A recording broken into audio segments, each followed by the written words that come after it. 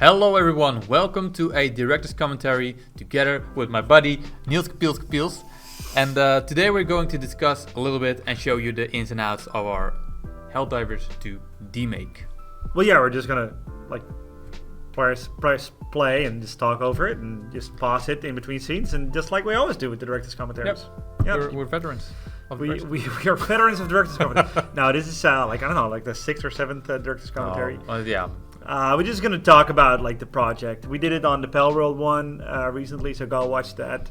You like Helldivers, and you said like, "Hey, I like Helldivers." Yeah, and I like another game. That's what you said. Which yeah. Metal Slug. Yeah. Okay. We always had like the idea to make a platform shooter. So we came up with some games. I'm still kind of want to do Rise and Dawn. No spoilers. Yeah, no. I mean, if people are watching this, right? Yeah. I still kind of want to do a Rise and Dawn, and then mix it with the cowboy one, Sunset Riders. Sunset Riders, yeah. Rise and Dawn, Sunset Riders. You know, make that combination. I don't know. I love it. Like the names already fit together, but I really want to, combine those two games. But yeah, it ended up being Helldivers and Metal Slug. Especially Helldivers is very popular. I play it a lot. I played it together with Niels. Yeah, we played it. Yeah. He threw a few artillery rounds on my head, but that's okay. Yes. And I thought, okay, we gotta do something with it. And I made a little our test of the. You can see it right. You want me to put it on screen? Okay, got it. Yeah. And I showed it to Niels, and Niels was like, "Yeah, we can do it. That looks cool. Can we do more of that?" And so I started working it out a little. We made a few tests with the creatures as well. Yeah. And instead of animating that frame for frame, Niels put a little system together. Yeah, tell us all about it. We'll talk about it when we're actually like playing the video, and I'll pause it at certain points. We did try to mimic the Metal Slug animation style, although we used more modern animation techniques. Yeah. So we cheat a little bit, a little frame to frame, a little bit of motion tweening. It's so mostly the players are frame by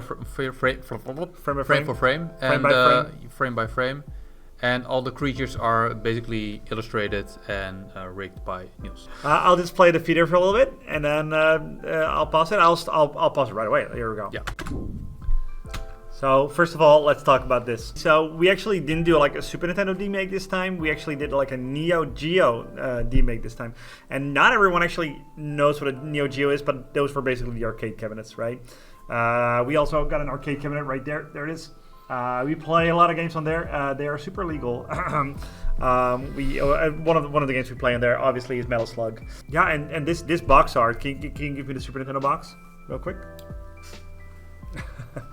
So I actually got a Super Nintendo box here, Mr. Nuts, which is one of my favorite games, but I think the Neo Geo box would have been around this big. I've never seen one in real life, but from what I've seen in Dimension and stuff like that, it would be around this big, and the cartridge would be like really big, and you would actually plug it into, I think the cartridge itself is around as big as like one of those boxes. We wanted to like actually do like a box like that. At first, you want to do like Super Nintendo again? It's like Neo Geo would be really cool because Metal Slug was Neo Geo. Yeah. And it, like eventually it came to PlayStation 1 and stuff like that, but not to Super Nintendo because I don't think the Super Nintendo would be able to handle that. No, the animation is so smooth and there's so many sprites on screen. Yeah, well, I don't even think that like the animation smoothness would have mattered, but like the number of frames and the number of stuff happening on screen, I think that would have been a little bit too much for the Super Nintendo to handle. So that's why I think it came out for PlayStation 1, but or maybe Sega Saturn or something. I don't know. But yeah, this box art is based on I think Metal Slug 2. The jokes are in there again. We always like hide some stuff in there, like the 64 bits that would have been 64 megs, and I think it would actually be 16 megs the original. So there's some other stuff in there. The words Demake are actually in the font of Neo Geo. So I think there's a lot of fun stuff in there.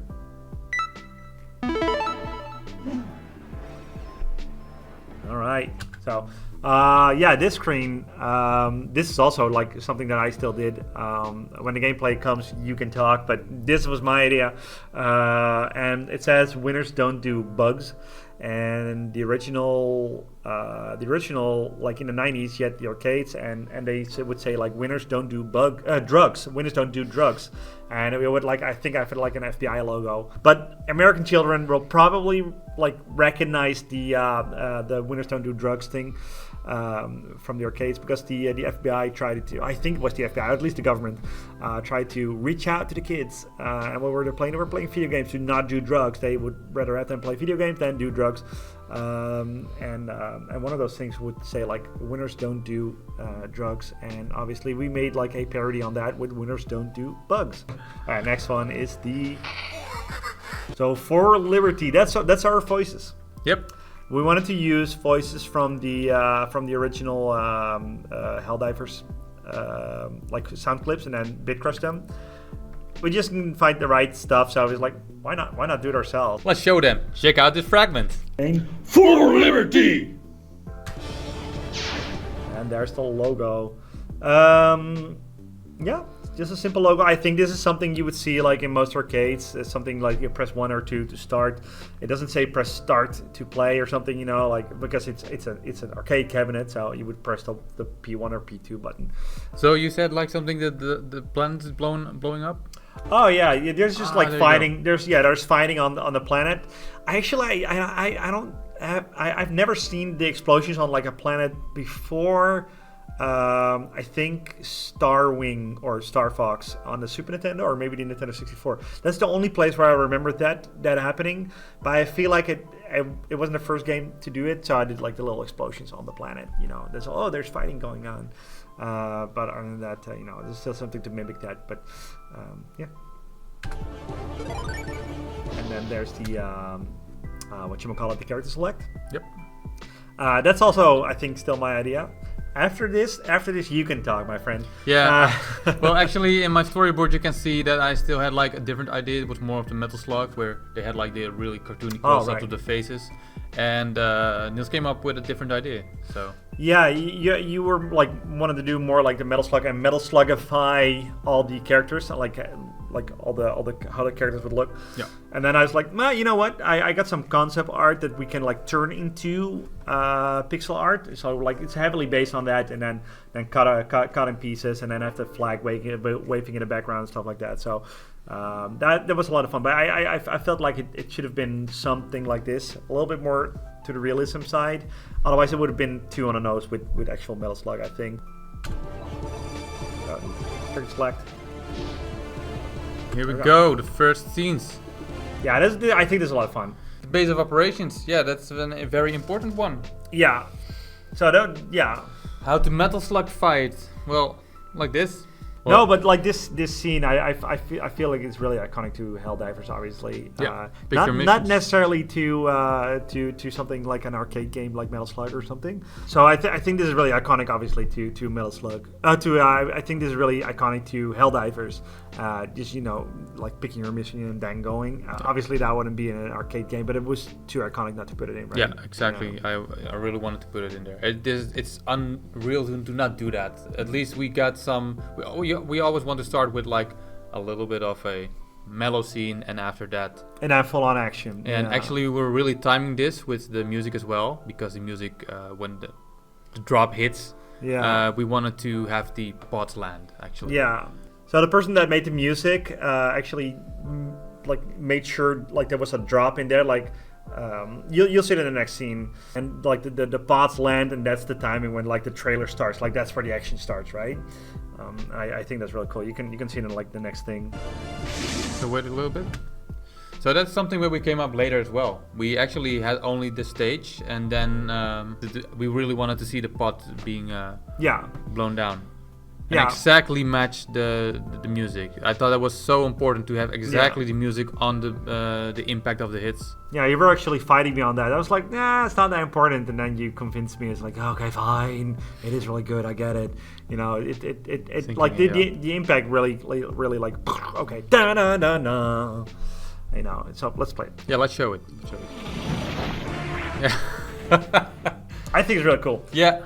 And the action starts immediately, because that wouldn't be like super Metal Sluggy to start the action right away, but like we wanted to like just go nuts. Okay, go.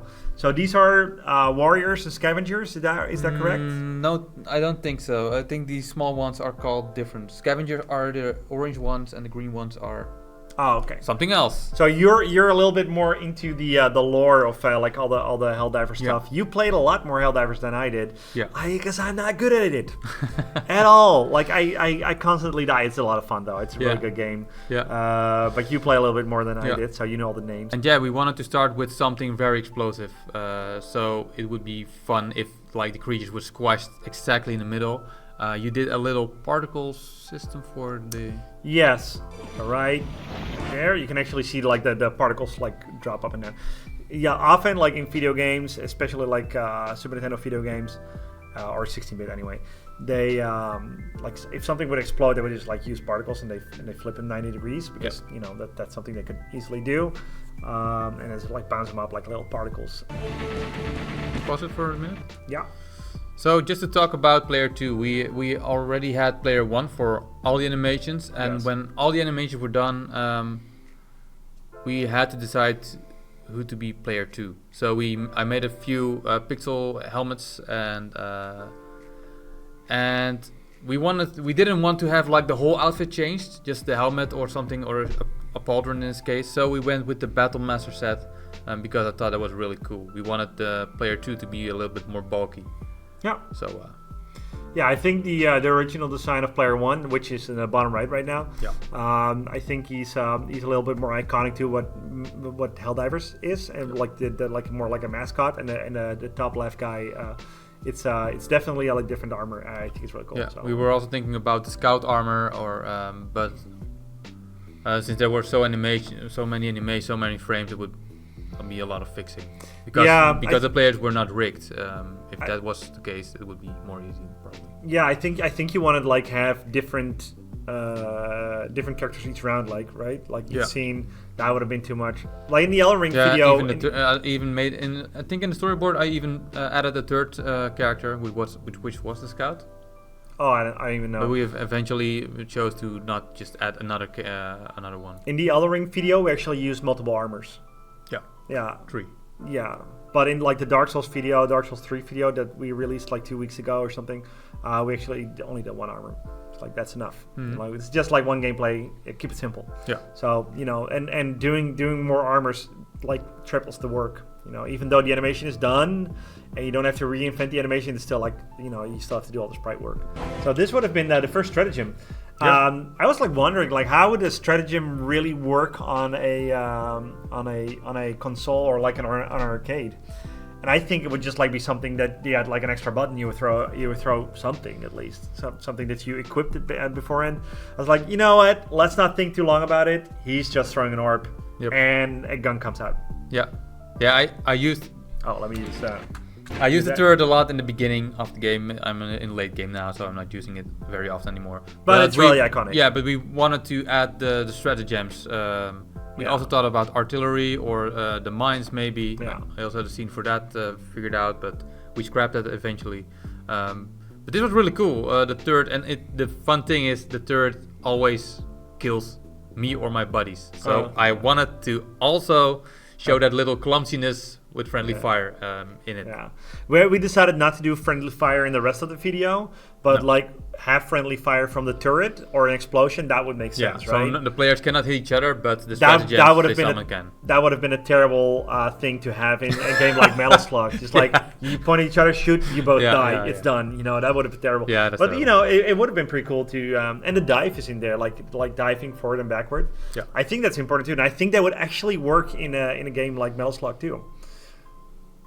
If it was fast enough, it was like just jump out of the way. It's kind of like a dodge roll in Dark Souls or something, like just like have a little speed boost and then be penalized a little bit for like having to stay down for like half a second. Yeah, and then they both shoot, and that's really helpful. And then here we go. Automatons.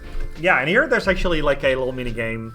What is the player 1 activating right now? The Samite. That means that when the automatons getting alarmed, they will fly dropships in too. And the Samite would shoot those things down, so you have a little bit more time without them being reinforced. Yeah, exactly. We didn't feel the need to actually animate the Samite because he fails. Yeah. Yeah, so it's a background thing. Have you guys seen the giant walker in the background? No, I don't think everyone has noticed, but the little the guy in the background. Yeah, it was added later on. Yeah, just something like, hey, we have like a little visual emptiness there. Yeah. I think it just got announced, right? Yeah, because when we were working on this, the update wasn't there yet. But it was a trailer. There was a trailer of those There things. wasn't. I think it was already available in the game, and then I thought like, oh, we have to add it. But it was way. recent at least. Yeah. Yeah, it was recent. When we were making that thing was completely new. That's what I'm saying. Yeah, Factory Strider, I think it's called. Factory Strider, yeah. 8080s. Yeah, I just called it 8. I think in my After Effects file, it's actually called an 8080. Oh, really? Probably. We're all it's like, it's an 8080. So yeah, the guys throw grenades as well. He fails the mini game, and somebody mentioned in the comments that a shield would have been super overpowered in a game like Metal Slug, because it would. Yeah, but then again, it's really fun that you'll be penalized by being slower. And having just a single gun, so. But the enemies do have shields in Metal Slug, though. Yeah, but you can shoot them. Yeah, you have to hit him a few times and then drop it. But yeah, exactly. But like players don't have it. No, in the game itself, you can also only use one-handed. So maybe gun or a Uzi, you can use that. Okay, that makes sense. Well, anyway. And I wanted them to fail. Sometimes we want just scenes to be. Yeah, and then they did. And they did. Yeah. So this background is actually pretty amazing. Yeah. It wasn't just the two of us that made this. We did direct it, and you did a lot of storyboarding. I did a lot of like designing on the UI stuff and stuff like that. The stuff you saw in the beginning, and compositing. But in general, like we didn't do like a lot of backgrounds. We directed it, but like we have a couple of interns. So if you want an internship here, you shoot us an email. That's always fun. We have 3 interns, and they are pretty amazing. And they just help us out a lot, and these backgrounds just came out really well. So the little pulsating eggs and stuff like that, and a little smoke. Stalker. And the stalker. That's one of the creepiest enemies in game, actually. In my opinion. Yeah. I only saw him a couple of times in game, and mostly when I was already like almost dead, because it would hunt you, So it's like running away. Oh my god! There's so many bugs, and then I would die. Yes, shutting down holes. That is exactly what the game is all about. So of course we wanted to add it as well. You throw it in, and and then We first wanted to pick that's at least my storyboard. It was just a desert level, but we came up like having this whole infested part of the game. So I think this is my favorite map. Like from the design point, it's definitely one of my favorite backgrounds. Boom. There we go. Yeah, with a little bit of a more mellowed down scene, because if everything is explosions every time, it becomes a little still. So here we have a slower explosion. I was like, do you really want to put the scene in? Because this scene would probably not work in an actual 16-bit Metal Slug-like game. Yeah. And it's like, the hell with it. We'll do it. It's fine. It's fine. It's silly, and they both jump into the bushes, and then they jump out. And I wasn't even sure like stealth was a big part of the game when you designed this. Like, what? Can you stealth? A little bit, yeah. I mean, you can apparently, and I don't really ever really use it because Yeah, I do, because I use light armor a lot. Oh yeah, so I'm good at stealth games, but it didn't really click for me in Helldivers. But that's just me, by the way. So I wanted to put in the arc thrower. I'm using it a lot of the times right now. It's a very dangerous weapon also, because sometimes your buddies get chain lightninged as well. Well, there you go. But the whole cartoony way of how this is going, this sneaky stuff, that's what I liked the most. Yeah, the Meg. Which was added also recently, I think. So we got the jetpack, and we got the mech, and we got the Patriot exosuit. And what's that thing called again? That's called the I forgot. Spewer. The Bile Spewer. Yeah, okay, that's actually one of the most annoying enemies, because they can tank a lot of bullets. Yeah. Even from. We should actually talk a little bit about the animation itself, because like the sprite work on the characters, those were done frame by frame, and it was done in A-Sprite. And even though the monsters and the mech were drawn and designed in A-Sprite, or maybe it's like some of them in Photoshop and then converted to A-Sprite, but a lot of these animations were done with rigged animation. So we turned them into After Effects animations and then exported them back out to Sprite and I fixed them up. Yeah. So there's kind of like tweening. If you're an animator, you'll understand. But it's kind of like cheating. Not everything was done frame by frame. Because it would have been way too time consuming. And back in the day, and that's what I respect about like the Metal Slug games, the animation there was so crazy. Like you had like things that would just like be fluently moving, not doing like this, like no, it's like everything had like a follow through, and everything was really bouncy and and that's something that I said to Nelis is like if we want to make a Metal Slug styled Demake, we gotta have that type of animation in there. And as soon as a single monster got designed, I immediately jumped on it. So like, okay, I want to design a technique for this. Yeah. If it doesn't work, we're not gonna do the project. Basically, it's gonna be too hard otherwise. Yeah. And we figured that out, and I think it looked really good. Obviously, we cheated a little bit, and it will not. My head is off to the people that worked on Metal Slug. That's amazing. Like the animation on there is amazing, especially in that era in the 90s. That would have been really hard. So we took a lot of shortcuts there, and it still looked good. But yeah, well, you came up with that because the players were already frame for frame. I did all the player animations, and I was impressed. I was like, okay, that takes a lot of my back in terms of animation, so let's go with that, and it felt good. Yeah, in the end, I think in the end I basically did at least all the walks and idols and most of the death animations of all the creatures, stuff like that. And I think also some of the automatons, especially the bigger ones. But the automatons are also I made also them frame by frame. Some of the smaller ones, but the bigger ones, I picked those up. I'm really glad that you picked that up. Yeah, just to save them some time. Just to save them some time because they are really time consuming. But let's do the next one. And then those were added as well, just on that. Oh, they were new to the flying shriekers. Yeah. So I think the railgun. It was very overpowered in the beginning. So this guy and the smaller walking guys with the berserkers, the berserkers. This one is the Bruiser, Hulk Bruiser. Yeah, those were done in not done frame by frame because that would have been too hard. Yeah. But and then the 2-player reloading, we really tried to figure out how that I'll show it and then it reloads. And we really tried to figure out like how that would work in a 2D Metal Slug style game, like a 2D run and gun game. Yeah. It was already in the storyboard, so I definitely wanted to put it in because the co-op version, the co-op sense of the game is very big. It's very community heavy, so so I wanted to do something that we have like a 2-player move, which you only can do with a teamwork. The 2-player moves weren't uncommon back in the day. I mean, you had Double Dragon who had like 2-player moves and stuff like that, but in run and gun games, I think a 2-player move was very, very rare, at least if it existed at all. I can't name any of the on the top of my head. Yeah. But yeah, I think this is I think that was really important. Would it have worked back in the day in the 90s? I think so, maybe, probably. Yeah, the fun thing is the Hulk Bruiser was actually added later because we also wanted to just add the Hulk, which has the rocket launcher and a minigun. Yeah. But we thought okay, we want him to do something instead of just standing there and just take all the hits. So that's how we came up with let's use a flamethrower instead. Flamethrower would have been safer. Otherwise, it would have been really hard for the players to dodge. Yeah.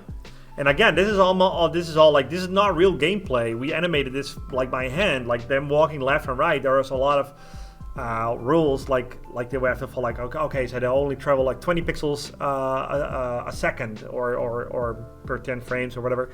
I think it was 20 pixels per 10 frames, and they jump this exact amount, and they have that speed and stuff like that. So it really feels as much as possible like an actual game.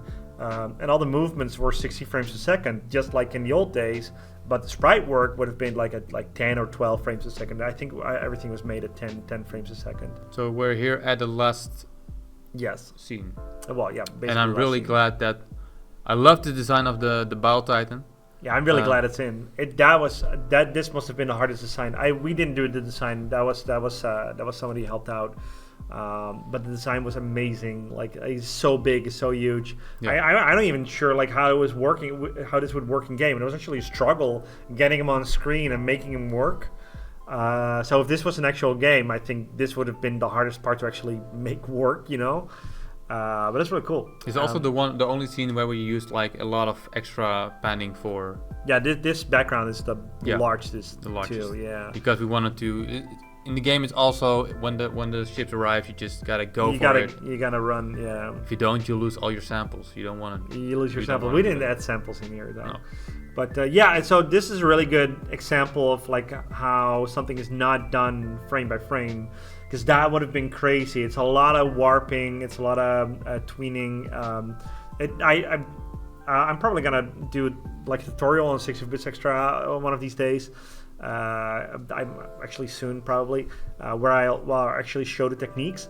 But gosh darn it, this was like a something that needed to be right. You know, like I said before, the follow through animation of those guys. I think we used the crab boss with a tank on his back from Metal Slug to. Yeah, you have the crab boss. That was done way better than we did, because that's always like used in pixel art as an example of really good animation, right? So I think everyone who has ever done a single pixel art drawing or animation has seen that crab move, and it's like, whoa, because that was mind blowing. Obviously, that's like a piece of art. But you can, if I press play, you'll see a little bit, and then they run into the dropship. Yep. And I want to like point out one Easter egg that I wanted in there, but it's right